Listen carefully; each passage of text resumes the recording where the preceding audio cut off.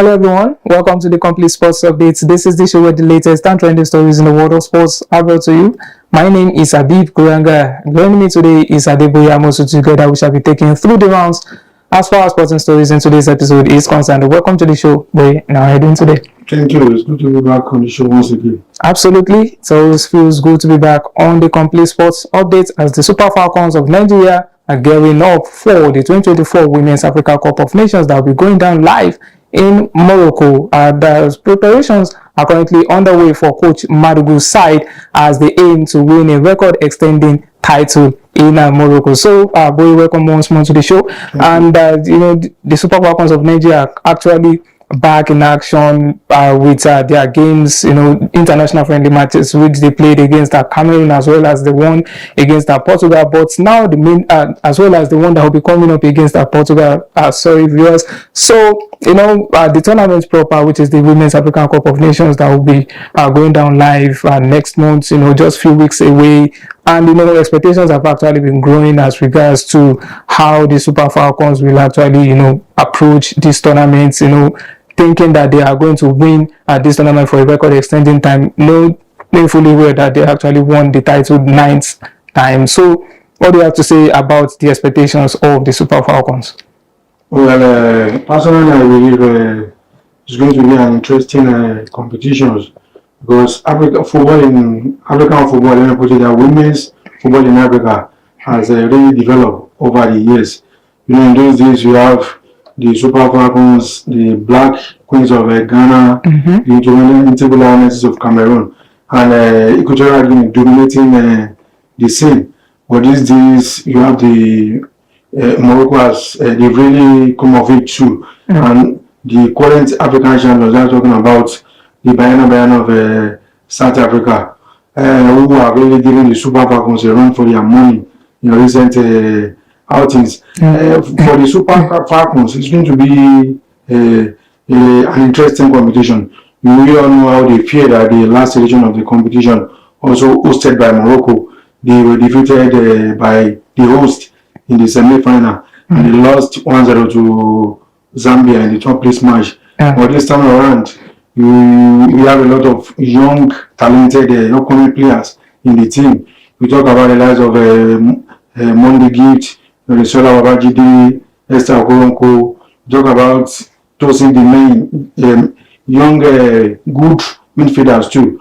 Players who have also done well in the Nigeria Women's National Women's Football League. So it's going to be a good tournament. I'm really looking forward to anticipating a good tournament for the Super Falcons. Personally, I'm tipping them to reclaim the title in Morocco. Absolutely. So do you think there won't be any major obstacle in their way as regards to winning their 10th Africa Cup of Nations title? You can't say there won't be obstacles because when you look at the pedigree of the other teams that will be going for the title too, Moroccans have they've invested a lot in women's football over the years. You saw the under-17s, the under-20 women's team always qualifying for the World Cups now, and they did well too at the last Women's Cup, and over the years, the Bayana of South Africa have become a team that is probably one of the best on the continent. So I think you also have the Black Queens of Ghana who are coming back after missing out the last time in Morocco. So it's going to be a difficult task. You all know if you want to win the tournament, a major tournament like the WAFCON, you have to be the best. So I think the Super Falcons have to do that, and I believe they have what it takes to be the best in Africa. Yeah, absolutely. Whenever you want to win a major tournament, you have to be the best, just like what the Williams, and we wish the Super Falcons of Nigeria the very best as far as the tournament is concerned. So let's talk about the friendly matches, their preparations ahead of this tournament. First was actually the game against Cameroon. Well, they actually plan to play 2 games against the Indomitable Lionesses, but one was actually cancelled, with the other ending in victory for the Super Falcons. Rashida Tadibadi, the captain of the side, scoring a brace in that encounter. And the next game against Portugal, we all know how Nigeria used to struggle whenever they are playing against teams outside of the continent. So What do you have to say about this side, most especially the game against Cameroon before coming down to the game against the European side in Portugal? Well, preparation for the tournament has not been top-notch because the previous window, the team did play any friendly. I think before the friendly against Cameroon, the last time they were in action was in December against France. But the beautiful thing about the team is that you have a lot of young ladies coming into the team. The stability in terms of coaching is there. Justin Madugu has been with the team for and his assistant to Ashejine. So they work alongside Randy Waldrum. So I think that stability will help the team. So probably from the final list, you could see maybe 3-4 new players coming into the team. So that will really make up for the lack of adequate preparation. And for the friendly against Cameroon, it was a good opportunity for the team to come together again, for the coaches to see one or two players. We also Bolaji, the Remo Star ladies player, who was the top scorer in the regular season, the Nigerian Women Football League.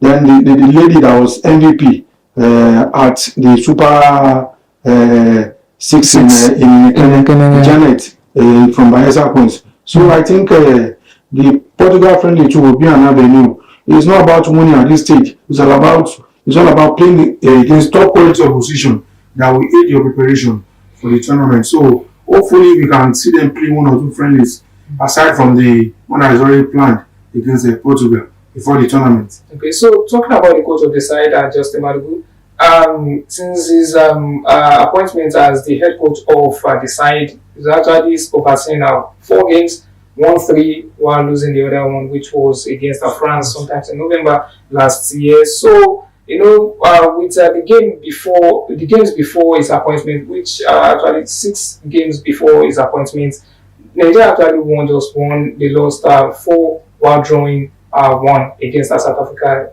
in the Olympics qualification match. So, do you think it's more like a fresh air as regards to his appointment as Justin Madugu? Just like I said earlier, it's a good thing that he is in charge of the team, because if you look at the fact that the preparation, like I said, has not been top notch, because they don't really play, they haven't played top quality friendlies aside from the one against France before we had the one against Cameroon. So having somebody who is used to the team, who is well known by the players, who understand the mentality of the players, is an added advantage, you understand? Instead of bringing in a new coach that is, you understand, struggle to understand the mentality of the players, the team, you understand? So I think that will really aid the team in Morocco.